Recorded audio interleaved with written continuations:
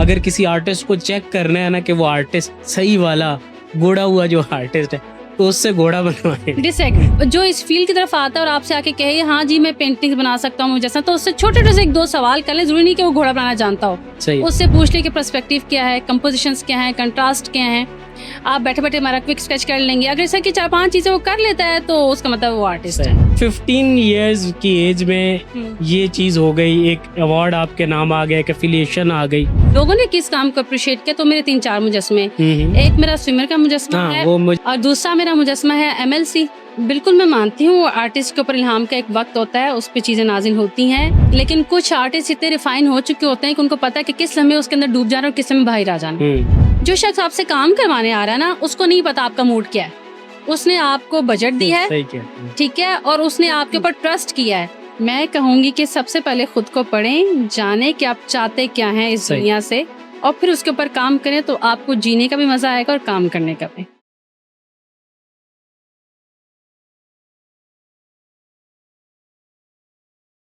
अच्छा रिफत, हमने देखा पढ़ा भी कि 15 इयर्स में आपको ऑक्सफेम अवार्ड मिला, लेकिन हम ये जानना चाहेंगे कि देखिए किसी रिकॉग्नाइजेशन पे या किसी टॉप पे जाने से पहले एक सफर होता है। 15 इयर्स से बैक तो जर्नी बनता ही नहीं है जी। आपने कब जर्नी स्टार्ट किया और आपको कब पता चला कि आप आर्टिस्ट हैं? मुझे तब पता चला जब मैंने शोर की राह में पहला कदम रखा। तो मुझे पता चला कि मैं एक आर्टिस्ट हूँ, क्योंकि मैं बजाय किसी भी जगह को उसकी, जैसे कि ले लेते हैं एक इमारत है, इमारत को देखना है तो मैंने उसकी ईंटें नहीं देखनी, मैंने उसका पत्थर नहीं देखना, सीमेंट नहीं देखना, मैंने उसकी लाइंस देखनी है। तो मुझे देखते ही लगता था कि मैं सिर्फ इसकी एकदम से लाइंस क्यों खींच लेती हूँ। सही है। और जैसे मैंने कोई पत्थर देखना है तो फटाफट उसके अंदर कोई ना कोई शबी का मुझे एहसास होने लग जाना कि इसको अगर ऐसे ऐसे करना है तो उसमें से कुछ चीज निकल के आ जाएगी। सही। घर का लाडो सोप उठाना, उसको तराशना शुरू कर देना। मोस्टली मेरे घर में बचपन में भी यही शौक था कि मैंने एक सोप लेना है और मैंने उसको तराशना शुरू कर देना, उसमें से कोई ना कोई चीज निकाल लेनी है। सही। तो ऐसे पता चला कि मैं कोई कुछ अजीब सा काम करी सोसाइटी से हटके। जब 15 इयर्स की एज में ये चीज हो गई, एक अवार्ड आपके नाम आ गया, एक एफिलिएशन आ गई, तो उससे एकदम बंदे का जो है ना वो कॉन्फिडेंस जो है वो बूस्ट हो जाता है। ऐसे तो इसका क्या रोल था आपके नेक्स्ट जो इयर्स थे उनमें? जुर्रत आगे काम करने की, लगा कि अच्छा काम करने से लोग अप्रिशिएट करते हैं और ये सबसे बड़ी चीज होती है कि आप आगे बढ़ते चले जाते हैं। और इसको आपने आगे जब स्टार्ट लिया तो देखिए आर्ट है ना, आर्ट में बहुत सी चीजें हैं जो आपको स्टार्ट में कि मैंने इस तरफ जाना है, मैंने कैनवस पे जाना है, मैंने इस मटेरियल में जाना है, मैंने यहाँ जाना है, मैंने बिल्डिंग में आर्किटेक्चर में चले जाना है। तो आप ये जो मुजस्मा साजी है इस तरफ कैसे आई? मुजस्मा साजी की तरफ कैसे? एक तो मैंने आपसे कहा कि मैं शुरू से ही ज्यादा शौकीन थी कि मैंने साबुन उठाना और उसको तराशना शुरू कर देना। फिर मैंने कभी कोई प्रिंट्स देखने, उस जमाने में प्रिंट्स आते थे जो हम अपनी बुक्स के ऊपर कवर लगाते थे, बुक्स का कवर। तो उसमें मैंने खास तौर पे वाला कवर चूज करना जिसके अंदर कोई ना कोई चीज स्कल्प्ट हुई होती थी। जैसे कि फूल हुए हुए हैं तो प्रिंटेड नहीं है, हाथ से पेंटेड नहीं है, या उनकी डायरेक्ट तस्वीर नहीं खींची हुई। अगर किसी ने उनको वो सेरामिक से बना के उसकी तस्वीर लगाई हुई है तो मुझे ज्यादा पसंद आता था। तो वहां से मुझे रुझान का अपने अंदाजा भी होता चला गया कि मैं काम कुछ मुजस्मा साजी में ही जाकर करूंगी। और अगर देखा जाए कि काम को इस तरह से करना कि कहाँ से ऑर्डर आना है इस काम का, तो खुद ब खुद होने लग गया। वैसे काम तो मैंने ज्यादातर जो मेरा नाम बना वो पेंटिंग की फील्ड में बना था। पहला तो जो मेरा अवार्ड था पेंटिंग का था, लेकिन जब मैंने काम करना शुरू किया तो मुझे पहला जो प्रोजेक्ट मिला वो मुजस्मा बनाने का मिला था।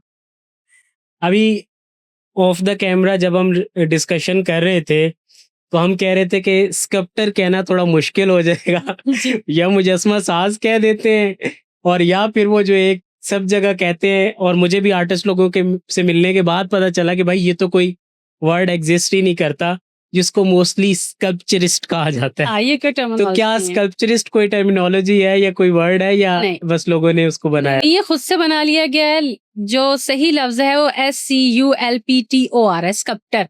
ठीक है। मैं लोगों को इसके साथ लगाती हूँ कि डॉक्टर के साथ स्कल्प्टर कर लें तो आपको समझ आएगी कि हमें आपने स्कल्प्टर बोलना है।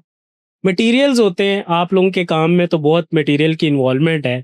जैसा कि अगर मैं कुछ इनको सॉर्ट आउट करूँ, आप मुझसे ज़्यादा बेहतर जानती है कि मट्टी हो गई, सैंड इसमें, और फाइबर हो गया, कुछ और डिफरेंट, सीमेंट हो गया, लकड़ी, पत्थर, मेटल, तमाम मटेरियल। तो आपके फेवरेट मटेरियल के बारे में अगर मैं पूछना चाहूँ तो वो कौन सा है जिससे बंदे को सही लगाव है? देखिए, मैं काम करना चाहूँगी सबसे पहले पत्थर में और उसके पत्थर बाद में। मेटल में। क्योंकि हमारे यहाँ पाकिस्तान में अगर मैं देखूँ तो अभी तक कोई भी खातून जो है ओल्ड मास्टर्स में जाकर बैठी नहीं है। तो ये मेटल या पत्थर जो है ना, ये सदियों रहने वाली चीज़ें हैं। तो मैं इसमें काम करना चाहूँगी। मुझे खुशी होगी अगर मैं इसमें काम करूँगी तो। आई वॉज एक्सपेक्टिंग कि आप मट्टी का नाम लेंगी, क्योंकि जब जैसे ही हमारा स्कल्पटर का वो वर्ड आता है या वो उसके हमारा फर्स्ट जो आता है वो सॉइल और मट्टी आता है। बिल्कुल ऐसी है। मिट्टी जो है ना, बेसिक एक एलिमेंट है। आप उससे क्रिएट करके फिर किसी चीज़ में मोल्ड कर लें, मेटल में चले जाएँ।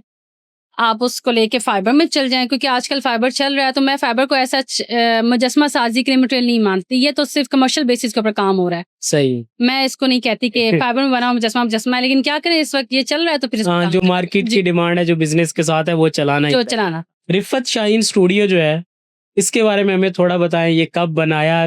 क्या ये एक पैशन था, कारोबारी ज़रूरत थी, कोई जज्बा था, क्या चीज़ था इसके बैकएंड? सबसे पहले तो जज्बा समझें। देखिए, जज्बे के बगैर तो कोई काम होता नहीं है। हाँ, और वक्त के साथ साथ पता नहीं मुझे ये कब, बिल्कुल नहीं पता चला कि कब स्टूडियोज के अंदर कन्वर्ट हो गया, ये कब मेरा नाम बन गया, कब मुझे उसको नाम देना पड़ गया।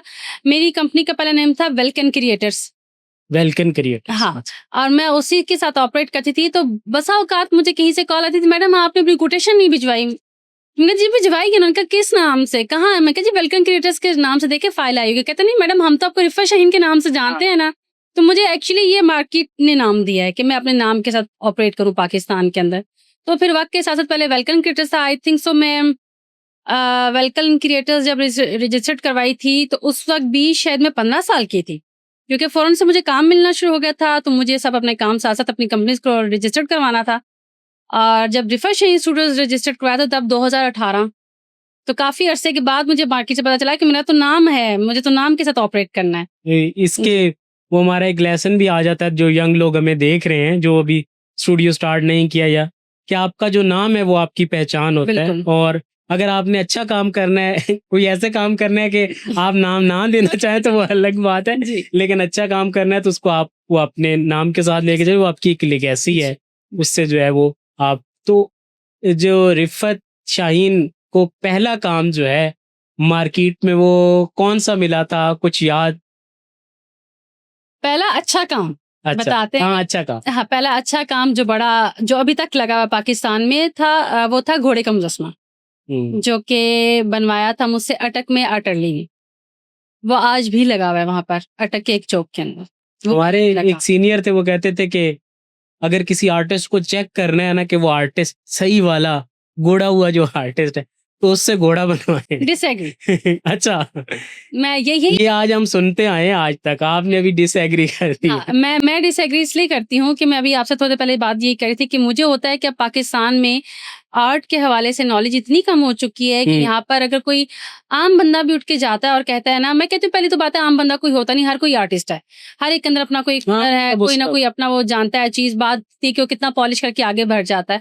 तो जो इस फील्ड की तरफ आता है और आपसे आके कहे हाँ जी मैं पेंटिंग बना सकता हूँ जैसा, तो उससे छोटे-छोटे से 1-2 सवाल कर लें, ज़रूरी नहीं कि वो घोड़ा बनाना जानता हो। सही। उससे पूछ लें कि पर्सपेक्टिव क्या है, कंपोज़िशंस क्या हैं, कंट्रास्ट क्या हैं।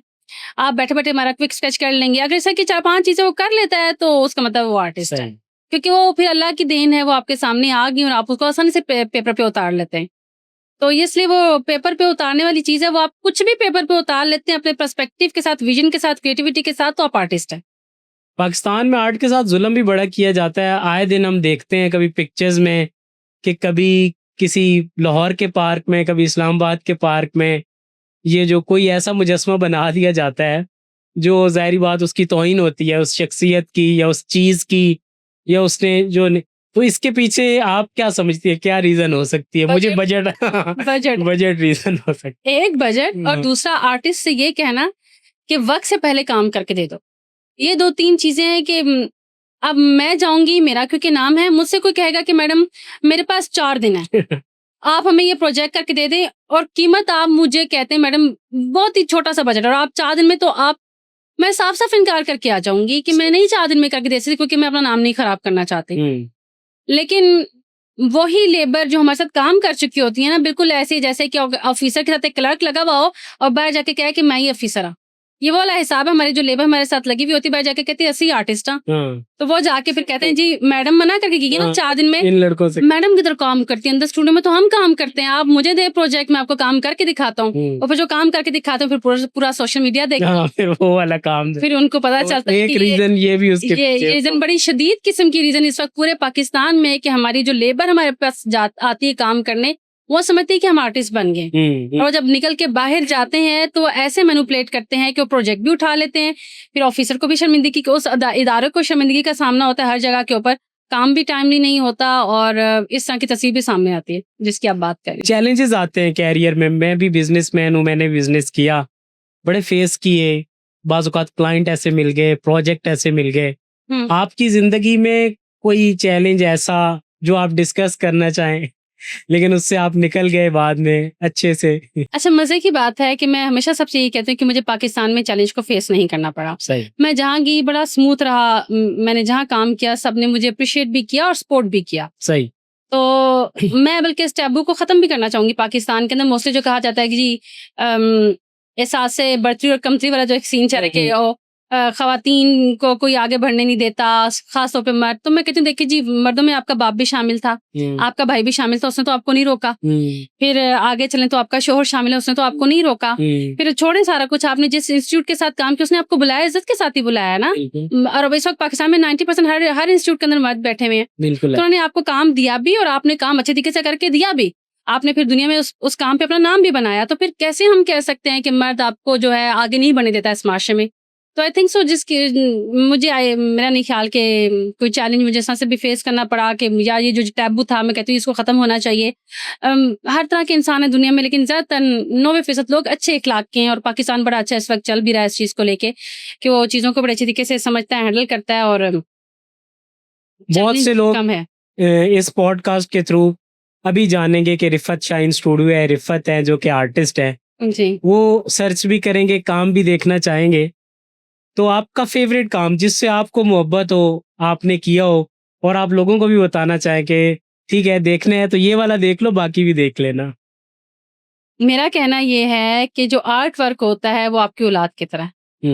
जैसे आपको अपनी औलाद से मोहब्बत होती है, वो उसमें से आप किसी को ऊपर नीचे नहीं रख पाते, ऐसे ही अपने आर्ट वर्क कभी-कभी हम मम्मी को कह देते हैं नहीं आप उससे ज़्यादा प्यार करते ये हम भी कहते हैं, हम भी अपनी अम्मी को छेड़ते हैं। तो अब मुजस्मे मेरे बोलते तो शायद कहते हाँ। कि ये उनसे ज़्यादा प्यार करती है, लेकिन मेरे ख्याल से मुझे अपने सारा ही काम पसंद है। लेकिन अगर बात की जाए कि लोगों ने किस काम को अप्रिशिएट किया, तो मेरे 3-4 मुजस्मे। एक मेरा स्विमर का मुजस्मा हाँ, है, वो मुझे भी बहुत पसंद है। हाँ, कोहाट में। एक मेरा अच्छा वो कोहाट में है? कोहाट और पेशावर 2 जगह लगा हुआ है। सेम मतलब दोनों जगह? जी, जी, जी। बस उनके साइज़ में फ़र्क है, साइज़ और कलर में फ़र्क है, लेकिन उनका उसका स्टाइल एक जैसा है। चलिए मुझे एक क्वेश्चन आ रहा है, आपको बात कंप्लीट हाँ। करें। और दूसरा मेरा मुजस्मा है एमएलसी। उसको बहुत पसंद किया। अगर ये 3-4 वो मुजस्मे हैं जिसमें इंटरनेशनल मीडिया भी आया और डॉक्यूमेंट्रीज़ बनी। गुड। जी। क्वेश्चन मेरा ये था कि जैसे आपने ये कहा 2 मुजस्मे है ना, एक तो होता है कि तो क्या वो दोनों मुजस्मे जो है वो सेम है या आइडेंटिकल हैं? क्या एक चीज़ आप दोबारा से वैसी बना लेंगी? नहीं, ये कहना बिल्कुल गलत होगा कि मैं एक चीज़ दोबारा से वैसी बना लेती हूँ। बिल्कुल गलत बात या है। उससे अच्छी बनेगी? उससे अच्छी बनेगी, उससे या खराब बनेगी, खराब उस वैसी नहीं बनती अनटिल के पोर्ट्रेट ना हो। पोर्ट्रेट में फिर आप आर्टिस्ट जो है ना वो बाउंड हो जाता है कि उसने पोर्ट्रेट वैसा बनाना ही बनाना है। लेकिन अगर उसको नहीं बाउंड किया जाता तो वो इससे अच्छी या बुरी बना देगा, लेकिन वैसी कभी नहीं बनाएगा। वो उसका दिल भी नहीं करता वैसे बनाने की, वो अपने एक मूड में होता है, वो अपने तरीके से उस काम को लेके चलता है। तो दोनों मुजस्मे की अगर बात की जाए तो पोस्चर एक जैसा है, लेकिन उनके फीचर वगैरह चेंज है और आर्टिस्ट उनका साइज़ भी चेंज है मुजस्मों का। मूड पे आपने बात की तो आर्टिस्ट के मूड के बारे में बड़ा से मार्केट में कहा जाता है कि भाई बड़े मूडी होते हैं, ठीक है, अपनी मर्जी से काम करते हैं। इल्ज़ाम भी हो सकता है, सही भी हो सकता है, आपने बताना है। देखिए और इनके नखरे आसमानों पे होते हैं, ये अच्छा, कहाँ तक है कि इन सारी चीज़ों के ना मैं एक्चुअली बहुत ज़्यादा ये इन चीज़ों को निगेट करने की वजह से ना बहुत ज़्यादा आती भी हूँ आर्टिस्टों के बीच में कि ये हमारी पर्सनैलिटी को डैमेज करती है। हाँ, हाँ। एक्चुअली ये है कि बिल्कुल मैं मानती हूँ आर्टिस्ट के ऊपर इल्हाम का एक वक़्त होता है, उस पे चीज़ें नाज़िल होती हैं। लेकिन कुछ आर्टिस्ट इतने रिफ़ाइन हो चुके होते हैं कि उनको पता है कि किस लम्हे उसके अंदर डूब जाना और किस लम्हे बाहर आ जाना। उसकी एक प्रैक्टिस है, वो आपने प्रैक्टिस कर ली होती है वक़्त के साथ-साथ। और अगर ऐसा नहीं भी और अगर आप 24 घंटे अपनी उसी कैफियत में भी हैं। तो आपको अपने आप को उस कैफियत से या तो निकालना होगा या वापस डालने की प्रैक्टिस हर सूरत करनी होगी। इसलिए कि देखें, जो शख्स आपसे काम करवाने आ रहा है ना, उसको नहीं पता आपका मूड क्या है। उसने आपको बजट दिया है, सही क्या ठीक है, और उसने आपके ऊपर ट्रस्ट किया है, और जो ट्रस्ट कर रहा है और काम दे रहा है वो इटसेल्फ, इसका मतलब है कि आर्ट का मद्दा है। और जो आर्ट के मद्दा लोग होते हैं उनको वैसे ही पड़ा होता है कि जो आपने अपना एक टाइम लिमिट दिया था, जो आपने कॉल दिया था, वो अपना पूरा करें। तो देखें, जो इतने सेंसिटिव लोग आपके पास आते हैं, आप उनको ये कह के बैठे साड़ा तो जी मूड हो सी ऐसी पेंटिंग बना सा इंजस्मा, तो ये अच्छी बात नहीं। सही है। तो आई थिंक सो कि आपको अगर मार्केट में रहना है, काम करना है, तो आपको अपने इस मूड से निकलना पड़ेगा। आते हैं, मूड्स हैं, किस दुनिया में किस शख्स के मूड स्विंग्स नहीं है, मूड हैं। इल्हाम का भी टाइम है, मोस्टली रात के वक्त, क्योंकि बहुत खामोशी होती है, तो वो जरा आप जल्दी डूब जाते हैं उस चीज के अंदर। लेकिन इसका ये मतलब नहीं कि अपने आप क्लाइंट को तंग करें, ये नहीं करना चाहिए। आर्टिस्ट जो होते हैं, डिफरेंट शख्सियत होती है उनकी हम्म लोगों से, मैं जो समझता हूँ, ठीक है। हम्म लाइक गहरे लोग और चीज़ों से मोहब्बत करने वाले और इस तरह चलने, लेकिन उनको मैंने ना इतना ज़्यादा सोशल नहीं देखा, ठीक है। ऐसे जो बिजनेस है ना, जो ये बहुत सोशलिज्म मांगता है, थोड़ा सोशल होना। लाइक आपकी निगोशिएशन है, आपको एक आर्ट है जिसके लिए उसकी प्राइस भी बतानी है कि इसके इतने पैसे होंगे, हम्म फिर निगोशिएट भी करना है, तो ये एक बहुत बड़ा चैलेंज है। आप इसको कैसे मैनेज करती हैं? मैंने इसको मैनेज ऐसे किया कि मेरा हुनर जो था वो इन सब चीजों पे भारी था। जब मेरे मियार का कोई काम दे नहीं सकता, तो मुझे ना तो जरूरत पड़ती है किसी से ये कहने की कि मैं इतने पैसे कम करूंगी या बढ़ा दूंगी। लोगों को फिर पता होता है कि जब इस मियार का काम लेना है तो ये शख्सियत है, उससे इस मियार का काम लिया जा सकता है।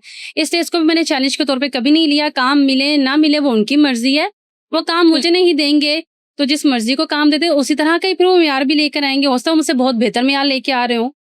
तो ये मेरे ख्याल से मैं एक कस्टमर की, मेरा जो काम है वो कस्टमर की चॉइस है, सही है। तो वो उसकी मर्जी है ना, मुझे दे या ना दे। तो उसके लिए मैंने नहीं ख्याल कि मुझे उस चैलेंज में उतरने की जरूरत है।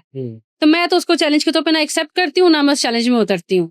तो इसलिए मेरे लिए ये कभी चैलेंज नहीं रहा। हमारी एक आर्टिस्ट दोस्त हैं, वो ना प्रोजेक्ट्स पे आती हैं, हम उन्हें कभी कभी तंग भी करते हैं। वो जिस भी प्रोजेक्ट पे जाती है ना, पहली मीटिंग हुई किसी क्लाइंट से, तो कहती है देखो, उसका नाम लेके, जैसे आपसे, देखो रिफत, ये जो आर्ट है ना, ये तुम्हारा ज़रूरत नहीं है, ये तुम्हारा शौक है, ठीक है? और शौक हमेशा महँगे हुआ करते हैं। हाँ। तो मैं जब पैसे माँगूँगी फिर ये नहीं कहना कि इतने पैसे क्यों माँग लिए, क्योंकि आर्ट की जो है वो तो आप डिसाइड कैसे करती हैं आर्ट की प्राइस? देखिए, एक प्रोडक्ट है ना, जैसे अब ये पंखा है, ठीक है? ये वो कंपनी देखती है, ये फ़ैन है, ये एसी है, कि इसकी ये कॉस्ट है, मुझे बनाने में इसको 85,000 सपोज़ मेरा एक्सपेंस आ रहा है, तो मैं इसको 1,10,000 1,20,000 का बेच दूँगा, दैट्स इट।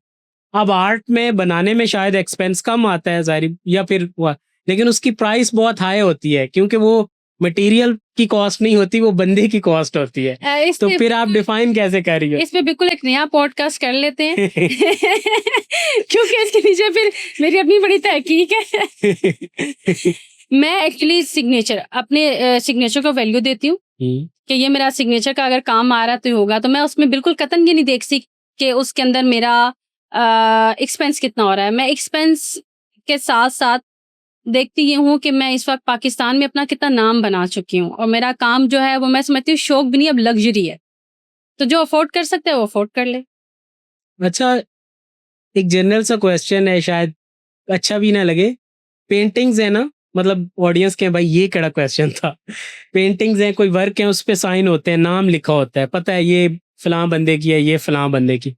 अब जो एक है स्कल्पचर है, एक पूरा बड़ा सा स्कल्पचर है, उसके ऊपर अब ये तो नहीं होता कि ये रिफत शाहीन ने बनाया है या किसने बनाया है, तो उसकी कैसे हो रही होती है? मतलब कुछ काम आपके ऐसे भी होंगे जो बहुत से लोगों को नहीं पता होंगे कि ये आपके काम है। अच्छा, मैं ये एक तो ये कि उस पे सिग्नेचर कहीं ना कहीं मेरा हुआ होता है।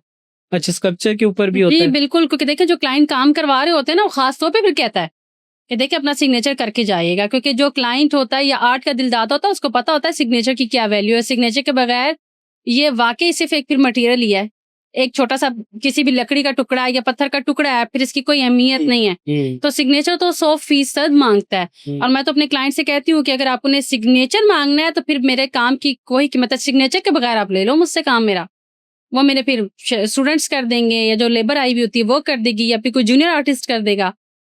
बाकी आपने एक और सवाल भी साथ में किया, वो क्या था? वो मैं एक और फॉर्म में आपसे पूछ लेता हूँ। अब आप स्कल्पचर्स बनाती हैं, सपोज आप क्वेटा से लेके पाकिस्तान की अगर बात करें तो पेशावर तक या पूरे पाकिस्तान में आपका काम है, चीज़ें हैं, मैं देख भी रहा था, जानता भी हूँ। तो अब क्या इलाके के साथ, रीजन के साथ साथ आर्ट चेंज होता रहता है इतने स्मॉल चेंज में, या ये चेंज होता है कंट्री टू कंट्री? नहीं, नहीं, ऐसा नहीं होता। अभी आपने जो पिछला सवाल किया था मुझे याद आ गया, आपने कहा कि कैसे लोग पहचानेंगे वो आपका काम है। देखिए, हर आर्टिस्ट का एक स्टाइल होता है। लोग देखते ही पहचान जाते हैं कि ये जो स्टाइल था ना, ये रिफ़ा शेन के अलावा कोई नहीं ला सकता। तो वो आपका स्टाइल आप दुनिया के किसी कोने में भी चल जाएँ, क्योंकि हाथ आपका है, दिमाग आपका है, वो वैसा ही रहे। वो नहीं चेंज हो सकता। दूसरा, अगर उसमें चेंज आया तो सिर्फ़ क्लाइंट की मर्ज़ी का है कि क्लाइंट क्या चाहता है, क्योंकि क्लाइंट को खुश करना बहुत ज़रूरी होता है। तो उसमें इलाके का या शहर का या मुल्क का किसी भी तरह का कोई उसके ऊपर असर नहीं होता, अनटिल के क्लाइंट खुद ना चाह रहा हो कि मेरे इलाके का इस पे असर दिखाएँ। क्लाइंट का असर कितने परसेंट कबूल करती हैं आप? 100% अच्छा। 100% मैं क्लाइंट से कहती हूँ आपकी मर्ज़ी पे काम करके दूँगी, क्योंकि मुझे आपको इस प्रोडक्ट से खुश करना है। तो कहीं न कहीं वो आपका आर्ट या जो आपका एक अपना हुनर है वो कंप्रोमाइज़ तो नहीं हो रहा होता क्लाइंट मोस्टली को नहीं खुश होता। करने के चक्करों जो लोग मुझे बुला रहे होते हैं उनको पता होता है कि एक तो सबसे ज़्यादा मेरे काम की जो सबसे खूबसूरती है वो ये है कि मैं तख्लीक करती हूँ, कुछ क्रिएटिव करके देती हूँ, मैं कॉपी नहीं कर रही होती हूँ, या मैं डिज़ाइन उठाती नहीं हूँ इंटरनेट से। तो मोस्टली जो क्लाइंट मुझे बुला रहा होता है उसको पता होता है कि क्रिएटिविटी ये खातून ही करके दे सकेगी हमें इस वक़्त। तो इसलिए वो जब मैं क्रिएटिविटी कर रही होती हूँ तो उसमें मेरा अपनापन तो आ ही रहा होता है। तो मेरी वो सैटिस्फैक्शन उसके साथ-साथ पूरी हो रही होती है। आजकल चैट जीपीटी एआई का टाइम है, लोग जो है ना वो निकाल रहे होते हैं अंदर से काम, या खुद करवाने की कोशिश भी कर रहे होते हैं, वो चैप्टर एक अलग है। लेकिन बाज़ औक़ात क्लाइंट उसको काम को बना रहा होता है और वो आपको दे रहा होता है। ये मैं क्वेश्चन इसलिए कर रहा हूँ क्योंकि जो यंग लोग आते हैं मार्केट में ना, उनको ये चीज़ें प्रेशराइज़ करती हैं। अब मैं हूँ, क्लाइंट हूँ, मैंने एक चीज़ बनाई, मैंने आपको कहा मुझे ये चीज़ चाहिए। सही है, मैंने खुद निकाल दी, सपोज़ कुछ भी था, चैट जीपीटी से, एआई से मैंने जनरेट करवा ली कि मुझे ये पिक्चर चाहिए, इसका ये ऐसे होगा, ये ऐसे होगा। तो क्या आप उसको कॉपी करती हैं, अपने हिसाब से तख्लीक करती हैं? और अगर खुद से तख्लीक कर रही होती हैं, तो फिर आप उसको क्लाइंट को कैसे उस पे राज़ी कर रही होती हैं? मैंने पहले कहा कि क्लाइंट ही मुझे बताता है कि मैंने क्या बनाना है। जी, तो इसलिए जो मैं बना रही होती हूँ वो मैं क्लाइंट से बार-बार पूछ रही होती हूँ। जब वो सैटिस्फाई होता है तो मैं तभी उसके हैंडओवर करती हूँ। बाकी जो एआई की बात आपने की, देखिए पहली बात, अभी मुझे एज़ सच एआई यूज़ करना नहीं आता। सही है। लेकिन आप जब भी एआई से कुछ जनरेट करेंगे, देखिए उसके अंदर कहीं न कहीं गलती इसलिए रहेगी कि उसने उतना ही जनरेट करना है जितनी उसको पीछे एक से तो कम हमारी तरफ से कमांड दी गई, और दूसरा उसके अंदर जो उसके अंदर असूल फीड किए गए कि तुमने इस तरह से चीज़ को बनाना है। उसके जो पीछे उसके सॉफ्टवेयर डेवलप किया गया। लेकिन इंसान के अंदर तो कोई सॉफ्टवेयर डेवलप नहीं है, ये तो अपनी आँख से देखता है और अपने असूल खुद बनाता है ना। जो पुरानी किताब कोई सी भी आर्ट की लिखी गई, तो क्या वो आसमान से तो नहीं उतरी? वो हम जैसे किसी इंसान ने लिखी, और हम जैसे किसी इंसान ने लिखी तो उसने क्या किया? उसने दुनिया में आँख को देखने के असूल देखे। जब दुनिया ने आँख को देखने के असूल देखे तो उसने उन असूलों को उठा के किताब में लिखा कि देखिए, आँख को देखने के ये असूल चाहिए होते हैं। तो जब आप इन असूलों पे काम करेंगे तो खूबसूरत लगेंगे। तो उन असूलों पे जो लिखी गई किताबें शायद आई थिंक सो अभी तक एआई को फीड ही नहीं की गई। हुँ, तो इसलिए कोई भी तस्वीर मैंने अभी तक एआई की ऐसी नहीं देखी जो आँख को लुभा जाए। हमने अपने आप को तसल्ली देनी कि हाँ जी, एआई से बना दी तो बड़ी प्यारी, तो एक अलग बात है। हुँ। लेकिन एआई ने आज तक मैंने नहीं देखी कोई भी ऐसी चीज़ जो आँख को लुभाने के लिए इस्तेमाल की, और आँख को लुभाने के लिए जो असूल है वो हम ही ने बनाने, और आए रोज़ वो बदलते रहेंगे। और वो हम जब तक उन पे किताब लिख के उसको फीड नहीं करेंगे एआई को, तो हम उससे बेहतरीन से बेहतरीन चीज़ नहीं ले सकते। इसलिए इंसान की ज़रूरत हमेशा रहेगी और वो रहेगी। शिकागो से आपने डिग्री की, यूएसए से, उसने कितना रोल प्ले किया आपका ये जो जर्नी है बिज़नेस या आर्ट जर्नी जो है? यकसर बदल दिया। यकसर हर चीज़ को बदल दिया। वहाँ पे पढ़ाई बहुत मुख्तलिफ थी। मुझे याद पड़ता है कि यहाँ पर जो हमें आर्ट सिखाया जाता था, हमें उन्होंने कभी नहीं बताया कि आपने टेम्परेचर भी कंट्रोल करना है। पेंट लगाते हुए भी टेम्परेचर कंट्रोल करना है कमरे का। सही। तो वो पेंट कितना अरसा ठहरेगा, ये तक हमें सिखाया जाता था। हुँ। यहाँ पर कभी नहीं बताया गया। यहाँ उन्होंने हमें कभी बताया ही नहीं था कि टेम्परेचर जो है वो कंट्रोल करके तो फिर पेंट लगाइएगा। तो बहुत सारी चीज़ें वहाँ से सीखी। अगर मैं एक यंग आर्टिस्ट हूँ, मैं पूछता हूँ कि रिफ़त मुझे कोई एक कंट्री देखना है, बजट ही मेरे पास इतना है तो एज एन आर्टिस्ट आप क्या बताएंगी कि हाँ आर्ट वाले बच्चे को वो कंट्री लाजमी देखना है? मैं सबसे पहले कहूँगी अपने आप को देखे, अच्छे तरीके से खुद को एक्सप्लोर करे, ताकि उसे अपनी क्रिएटिविटी नज़र आए और वो क्या देखना चाहता है फिर वो तय करे। मुझसे ना पूछे, वो खुद को खुद बताए, सोचे कि मैं क्या देखना चाहता हूँ इस दुनिया में और फिर उस हिसाब से सोचे कि ये चीज़ मुझे कहाँ नज़र आ सकती है, फिर उधर चला जाए। रिफत शाहीन क्या देखना चाहती हैं, किस कंट्री?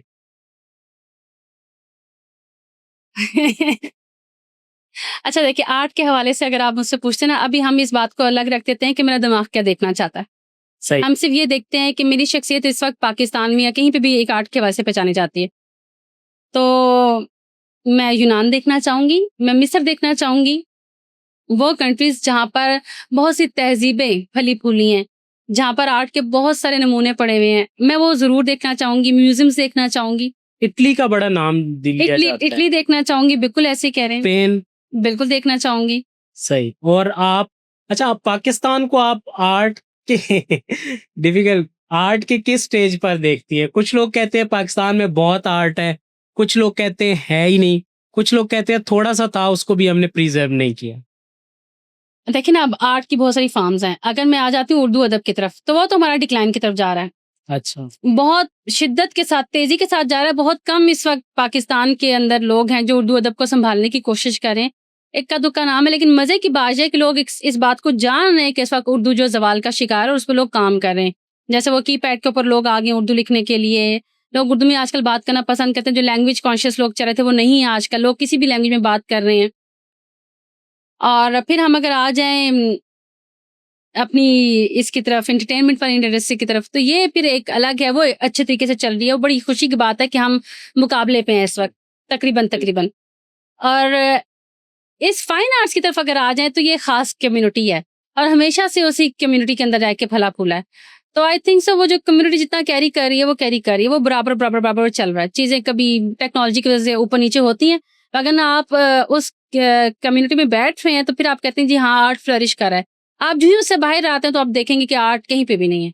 और बाकी अगर आप कहते हैं प्रोजेक्ट के हवाले से जो आर्ट का बिज़नेस है, तो आई थिंक सो अच्छा खासा कोलैप्स किया हुआ है।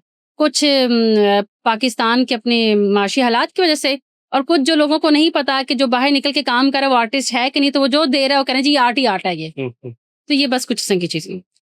रिफत शाहीन ने अपना ख्वाब पूरा कर लिया, कोई ड्रीम था या वो चीज़ जो उसने बनानी थी वो बना दी है या बनाएगी? नहीं, अगर बनाएगी तो क्या बनाएगी? अच्छा बात बात मज़े की ये है कि अ, देखिए, अगर मैं ये सोचती हूँ ना कि मैंने कोई ख्वाब देखा था और पूरा कर लिया, तो उसका मतलब है कि मैंने खुद को दायरे में फिक्स कर दिया है हुँ। कि हाँ जी, मैंने जो चाहा था वो अचीव कर लिया। तो आई थिंक सो कि ये जहद मुसलसल का नाम है। हर लम्हा आगे बढ़ने वाली बात है और मुझे नहीं लगता कि मैंने अपने आप को अभी तक भी किसी जगह पे रखा है कि मैंने कुछ अचीव किया है। तो जैसे मैं कहूँ कि मैं मेरा ख्वाब आप पूछे हाँ, बिज़नेस से हट के तो मैं कहूँ जी मैं चाहता हूँ कि मेरा ये पॉडकास्ट का जो चैनल है, मतलब एक ख्वाब है मेरा कि ये पाकिस्तान का बै पूरी दुनिया का रहने दें, पाकिस्तान का बेस्ट पॉडकास्ट प्लेटफ़ॉर्म होगा, बेस्ट जो होगा। तो आप रिफ़त शाहीन स्टूडियो को कहाँ पे देखना चाहती हैं?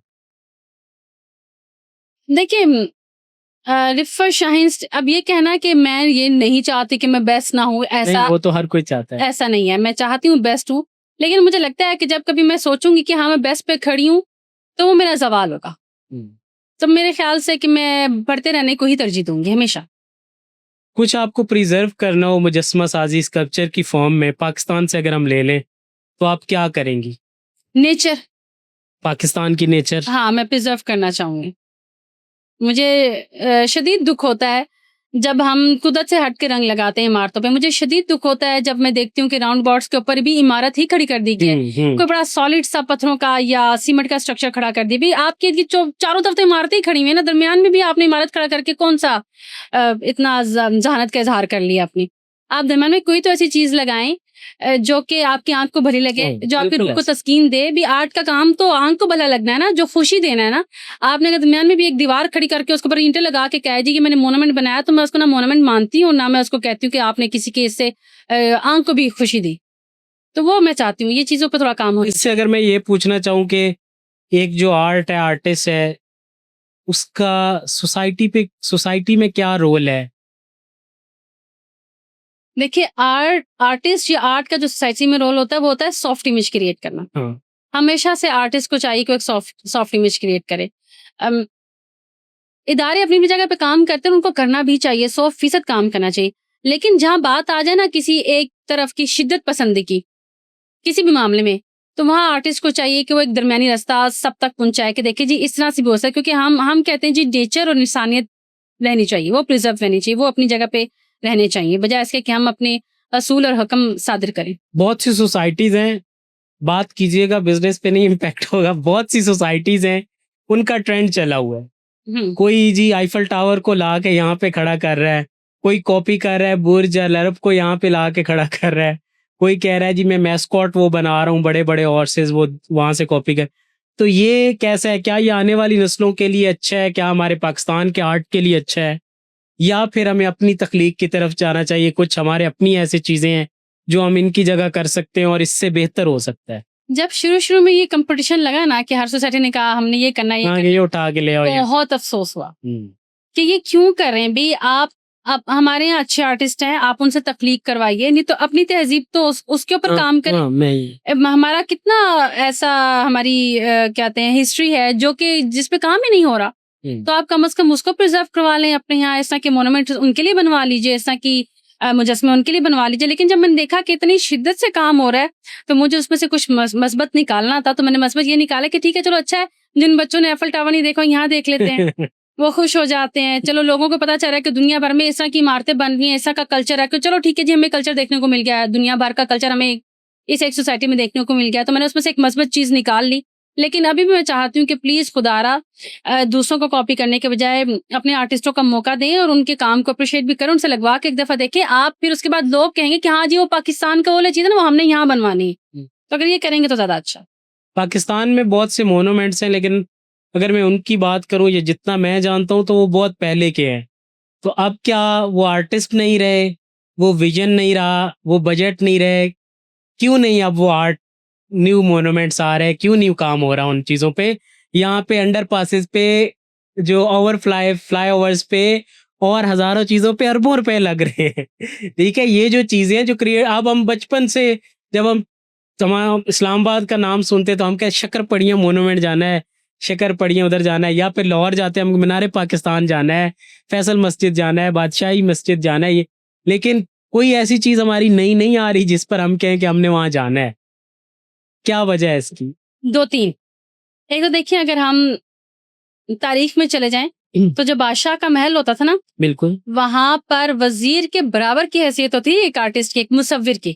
क्योंकि मुसव्विर ने उसके दरबार के अंदर होने वाले हर बड़े फ़ैसले को पेंट करना होता था और उसकी ख़ास जगह होती थी, ख़ास कुर्सी होती थी बैठ के हर चीज़ देखने की। मैंने तो ये भी सुना है हाथ भी काट देते थे बनवा के। वो आर्किटेक्ट के काटते थे। तो अब अपनी जान बचाएँ आप।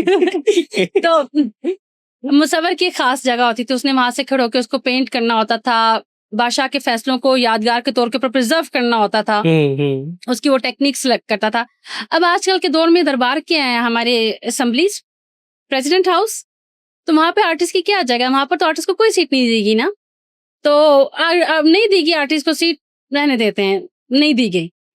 हम वापस आ जाते हैं कि अ, आपका प्राइवेट सेक्टर्स वाले करें, मतलब कोई कोई तो करे जो इस पे या आर्टिस्ट नहीं है, इसका भी आपने जवाब देना कि वो आर्टिस्ट ही नहीं रहे, मैं वो इस मर पे कब गए। हाँ, अब उसमें ये है कि उसके बाद अब मैं वो वाली बात है कि गिला शिकवा तो हरगिज़ नहीं करूँगी सरकार से कि भी तुसी ये क्यों नहीं कर हाँ, पाता।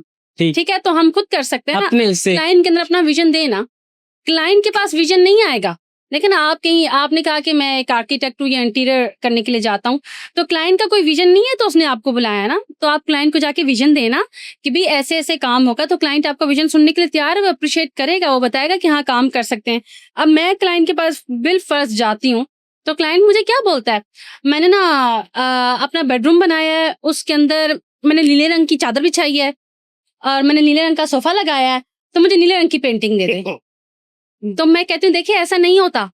अगर आप तारीख पढ़ें या कोई भी चीज़, तो पेंटिंग जो है ना वो आपकी रूह की या आँखों का सुकून है।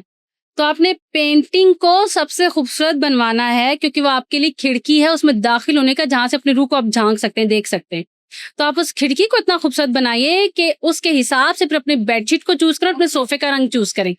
पेंटिंग आपकी अवलीन तरजीह होनी चाहिए, जबकि हमारे यहाँ क्या होने लगा है, वक्त के साथ साथ पेंटिंग हमारी सबसे आखिरी तरजीह है कि बिस्तर इस तरह का लग गया है, दीवारों पे रंग इस तरह का लग गया है, फर्नीचर इस तरह का लग गया है, तो पेंटिंग अब इस कलर की आ जानी चाहिए। तो जब विजन ये सुनता है मुझसे मेरा क्लाइंट, तो अप्रिशिएट करता है, कहता है ये बात तो अच्छी है, क्योंकि पेंटिंग तो वो चीज़ है जो हम इतनी कीमती खरीद रहे हैं, हमारी दीवार पे लग रही है, हम उसको सुबह शाम देखना है।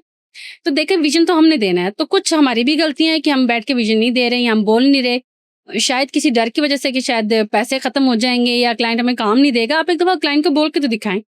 तो कुछ अपने ऊपर रखें, कुछ सरकार के ऊपर रखें, तो मिलजुल के काम हम चलाते हैं इस मामले तो में। फिर इसमें मोनूमेंट्स जो है वो हमें देखने को या हमारे आने वालों बच्चों को देखने को मिल जाएंगे इंशाल्लाह जरूर, मेरे हद तक तो मिल ही जाएंगे।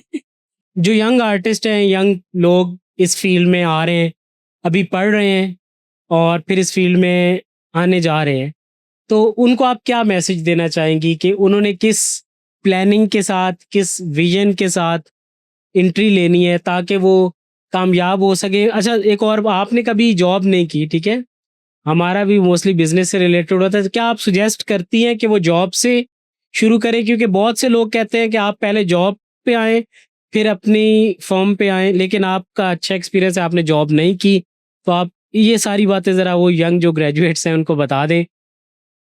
देखिए, बहुत सारी चीजें इसमें फैक्टर, बहुत सारी चीजें इसके अंदर इन्वॉल्व हो जाती हैं। आपके घर के हालात, बिल्कुल सही कहे। ठीक है, आपके माशी हालात कैसे हैं, आप क्या करना चाहते हैं, फिर आपको कौन कौन सपोर्ट कर रहा है। अगर आप इन सब चीज़ों से छुटकारा हासिल कर लेते हैं कि नहीं, मैंने ये सब कुछ नहीं देखना कि मेरी क्या लायबिलिटीज़ हैं, तो फिर तो मैं आपसे कभी नहीं कहूँगी कि आप जॉब करें।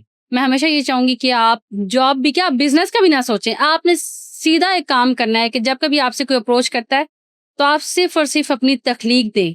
आप उनको बताएँ कि मैं क्या हूँ, मेरी पर्सनैलिटी से आपको क्या फ़ायदा हो सकता है, मैं आपको किस हद तक अच्छा काम करके दे सकता हूँ।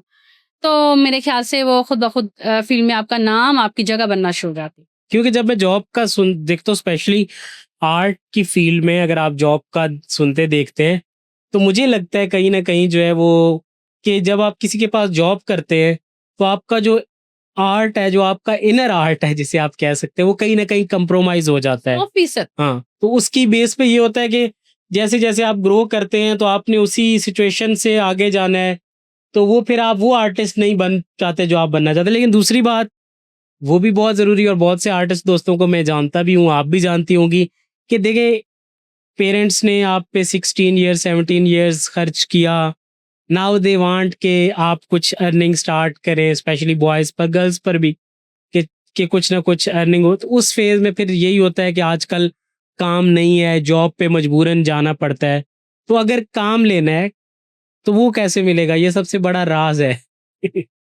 मैंने फिर आपको बताया कि काम भी लेना है, तो आप जब अपनी तख्लीक करेंगे, तो काम क्या, आपकी खुद ब खुद जगह बनती चली जाएगी फील्ड के अंदर। लोग आपको मांगेंगे, बुलाएंगे। सोशल मीडिया का क्या रोल है यंग आर्टिस्ट जो अब मार्केट में आ रहे हैं उन पर, या जो पुराने आर्टिस्ट हैं उन पर, ये किस तरह रोल प्ले कर रहा है? ये उनके लिए बेनिफिशियल है, कहीं बेनिफिशियल है, कहीं नहीं है? देखिए, मैं कहती हूँ सोशल मीडिया बेनिफिशियल है, अगर एक खूबसूरत अंदाज में उसको चलाया जाए। काम आता है नहीं आता, सोशल मीडिया पर डाल दो, बिकना शुरू हो जाता है। मैं तो ये कहूँगी।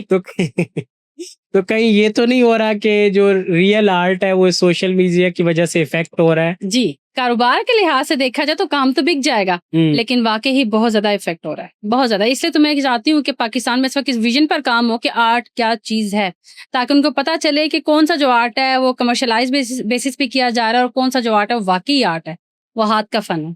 इंस्टीट्यूट या इदारे क्या अपना हक अदा कर रहे हैं? ये मैं तालीमी इदारों की बात कर रहा हूँ, जो यंग ग्रेजुएट्स हैं उनको तैयार करने में। कुछ अदा करें, कुछ अदा नहीं करे, लेकिन मैं कभी किसी को इसलिए ब्लेम नहीं करना चाहूंगी कि हर इंसान जो है ना वो अपनी कुछ आदत और शख्सियात की बिना पे बन के निकलता है। हो सकता है, वैसे ही मैं अपने ऊपर रख के एक एग्जांपल देती हूँ, हो सकता है मेरे इंस्टीट्यूट में मुझे कुछ ना सिखाया हो, मैं फिर भी रिफत शाहीन बनी। तो इसलिए मैं नहीं समझती कि हमें किसी पे रख के कोई भी बात करनी चाहिए। आप जो है ना वो आप खुद बनते हैं, उसके लिए आपकी अपनी जायद मुसलसल है, वो आप करते चले जाइए। अक्सर कहा जाता है कि जो ख़वातीन हैं, जो लड़कियां हैं, उनके लिए आर्ट एक बहुत डिफ़िकल्ट जो है वो सब्जेक्ट है। इस तरह के अभी वो आर्ट कर रही हैं, कल उनकी शादी हो जाती है, उन्होंने सिटी, एक तो कुछ सिटीज़ मूव, ऐसी सिटीज़ में चली गई जहाँ आर्ट का उस तरह स्कोप नहीं है, आर्ट की फील्ड नहीं है। ज़ाहिर बात पाकिस्तान बहुत सी ऐसी सिटीज़ हैं जहाँ पर आर्ट उनके लिए बड़ा प्रॉब्लम हो जाता है। तो बीइंग ए फीमेल आप क्या समझती हैं कि आर्ट लड़कियों को पढ़ना चाहिए, और अगर वो किसी ऐसी सिचुएशन में चली जाती हैं तो कैसे हैंडल करना है? नहीं, मैं नहीं समझती कोई ऐसी सिचुएशन में बगैर अपनी मर्ज़ी के जा सकती सही है। है। आप अपना फैसले ठीक करें ना, अपनी चॉइसेस ठीक रखें तो आप अपनी सही जगह पे खड़ी हैं। नहीं, सास और हस्बैंड जो है वो कह रहे नहीं करना। वो सास और हस्बैंड चूज़ क्यों किए गए जो कह रहे नहीं करने? आपका फैसला गलत है ना, अपना फैसला ठीक करें आप। माँ बाप ने कुट के जो है वो शादी तो माँ-बाप से बगावत कर लें आप एक वक़्त के बाद। सही कह तो रहे। ये आपकी चॉइसेस है ना, आपकी चॉइसेस आपको बताती हैं क्या फ्यूचर में आपके साथ क्या होने वाला है। तो आप अपने अगर ट्रैक को, अपने पाथ को ठीक रखती हैं तो आपके साथ सब ठीक होने वाला है। बिल्कुल ठीक है। स्टूडियो वैसे तो एक नॉर्मल क्वेश्चन होता है। देखिए, हम बहुत से हमारे पास बिजनेसमैन भी आते हैं तो उनसे हम पूछते हैं कि ये जो आपका बिजनेस है, इसको स्टार्ट करने के लिए कितना कैपिटल रिक्वायर्ड है? तो अगर मैं आर्ट का बिजनेस, वैसे तो शायद इसमें ना हो, या आपका जवाब मैं सुनना चाहता हूँ क्या होगा कि इसको स्टार्ट करने में कितना कैपिटल क्या ज़रूरी है, किस हद तक इन्वॉल्व होते हैं जो आपका मनी है, पैसा जो है? देखिए दुनिया में कौन सी ऐसी चीज़ है जिसमें पैसे की ज़रूरत नहीं है। मैंने फ़र्ज़ किया अगर स्टूडियोज़ बनाना है ये तो किसी बिल्डिंग के लिए भी पैसा चाहिए, लेकिन सबसे पहले ज़रूरी है आपका क्लाइंट होना। हुँ। क्लाइंट नहीं है तो अपने स्टूडियोज़ बनाकर क्या करना है? और क्लाइंट के लिए ज़रूरी है फिर आपकी तख्लीक होना। जब आप तख्लीक करते हैं तो 100% मार्केट में आपके लिए जगह बनती है। क्लाइंट तो हंटिंग के लिए कौन-सा टूल आप यूज़ कर रही हैं? क्लाइंट हंटिंग के लिए, क्लाइंट को ढूँढने के लिए कौन-सा ऐसा टूल्स होते हैं? जैसे मैं अगर अपने बिज़नेस की बात करूँ तो हमारा रेफ़रेंस बेस है, इस बंदे ने उसको बताया, उसने उसको बताया तो हमें काम नहीं, मिलता है। मेरा रेफ़रेंस वैसे ही मेरे अछूते ख़्याल। लोग जब देखते हैं कि ये काम इतना मुख़्तलिफ़ सा नज़र आ रहा है पाकिस्तान के अंदर, परफेक्ट। तो लोग खुद ब खुद मुझे राब्ता करते हैं। कई दफ़ा ऐसा हुआ है कि कहीं से मेरी बात नहीं की, उन्होंने कहा जी वो मुजस्समा देखा था, फिर बंदा वहाँ भेजा, उसने देखा तो नीचे आपका नाम लिखा हुआ था, फिर हमने पता-वता करा लिया तो अब तक हम पहुँच गए। मोस्टली मेरे काम से ही मुझ तक लोग पहुँच रहे हैं। तो मेरे कन ख़्याल से वही आपका तख़लीक और अछूता ख़्याल लोग आप तक पहुँच जाते हैं। कन्क्लूज़न की तरफ चलते हैं। यंग जो लोग हैं, यंग जनरेशन, उसको पहले भी आप उसको एक क्या मैसेज देना चाहेंगी आप? आप स्पेशली आपके फ़ील्ड से रिलेटेड या फिर ओवरऑल? आप कम्युनिटी वर्क भी करती हैं, आप बहुत सी चीज़ों में इन्वॉल्व भी हैं, चैम्बर ऑफ कॉमर्स इस तरह की काफ़ी चीज़ों में, तो फिर क्या मैसेज देना चाहेंगी यूथ को पाकिस्तान की? मैं कहूँगी कि सबसे पहले खुद को पढ़ें, जानें कि आप चाहते क्या हैं इस सही। दुनिया से और फिर उसके ऊपर काम करें तो आपको जीने का भी मज़ा आएगा और काम करने का भी। थैंक यू, आपने हमें टाइम दिया और बहुत कुछ सीखने को भी मिला, बहुत बातें भी शेयर हुई, और इंशाल्लाह मज़ीद जो है वो इस पर डिस्कशन जारी रखेंगे। Thank you so much. Thank you so much.